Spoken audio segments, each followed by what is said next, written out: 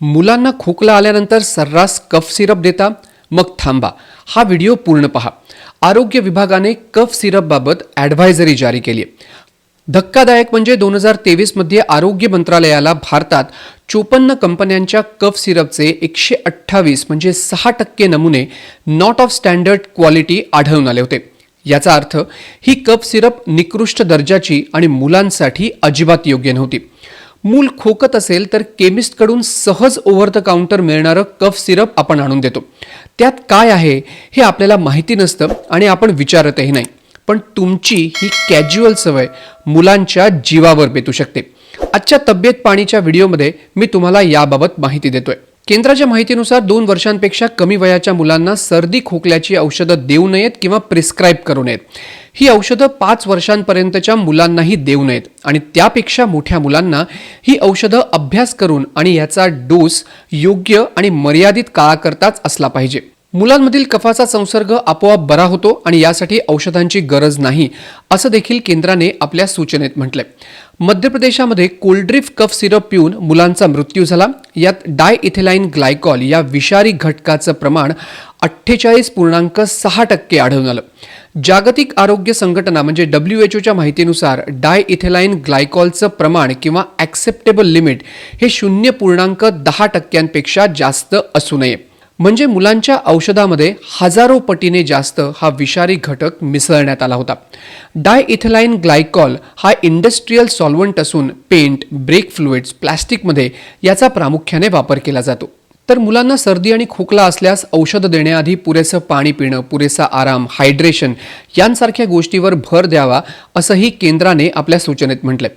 WHOच्या माहितीनुसार डायइथेलाइन ग्लायकॉल आणि इथेलाइन ग्लायकॉल हे विषारी आहेत आणि लहान मुलांसाठी अजिबात सुरक्षित नाहीत. यामुळे इजा होऊ शकते किंवा मृत्यू होण्याची देखील शक्यता असते. यामुळे पोटदुखी, उलट्या होणं, डायरिया, लघवी करण्यास अडथळा, डोकेदुखी आणि किडनीला इजा होण्याची दाट शक्यता असते. तर सायन्स डायरेक्टमध्ये छापलेल्या माहितीनुसार डायइथेलाइन ग्लायकॉल पोटात गेल्यानंतर 30 ते 120 मिनिटांनी याचा परिणाम दिसून येण्यास सुरुवात होते. तर 24 ते 48 तासात याचा किडनीवर परिणाम दिसून येतो आणि किडनी फेल होण्याची शक्यता असते. डायइथेलाइन ग्लायकॉल आणि इथेलाइन ग्लायकॉलमुळे शरीरातील अवयव निकामी होतात, ज्याला आपण मल्टी ऑर्गन फेल्युअर म्हणतो. विशेषतः मूत्रपिंड किंवा किडनी निकामी होणं आणि न्यूरोलॉजिकल आजारही होण्याची शक्यता असते. WHOच्या माहितीनुसार डायइथेलाइन ग्लायकॉल आणि इथेलाइन ग्लायकॉलमुळे पहिल्यांदा आजाराचा प्रकोप 1937 साली अमेरिकेत झाला. त्यानंतर 2022 मध्ये Gambia, Uzbekistan, Pakistan, Indonesia, Nigeria, Cameroon, Maldives या देशामध्ये देखील मुलांचा मृत्यू झाला.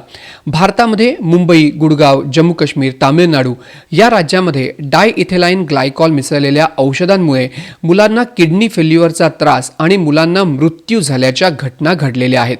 2023 मध्ये WHOने याबाबत एक सूचना जारी केली होती आणि यामुळे जगभरात 300 मुलांचा मृत्यू झाल्याची माहिती देखील दिली होती.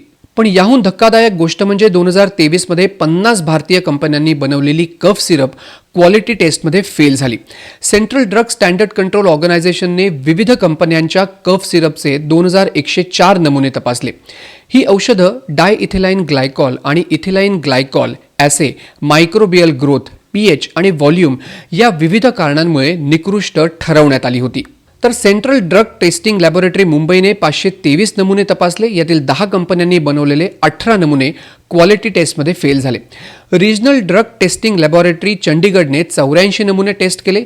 यातील 10 कंपन्यांची 23 सॅम्पल्स निकृष्ट असल्याचं आढळून आलं.